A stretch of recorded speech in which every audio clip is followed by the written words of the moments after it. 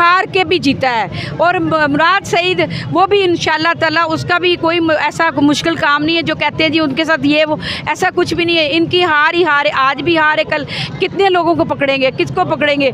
मैं तो कहती हूँ हमारे घरों में भी है, सब आवाम को पकड़े मार दाड़ एक ही बार कर ले।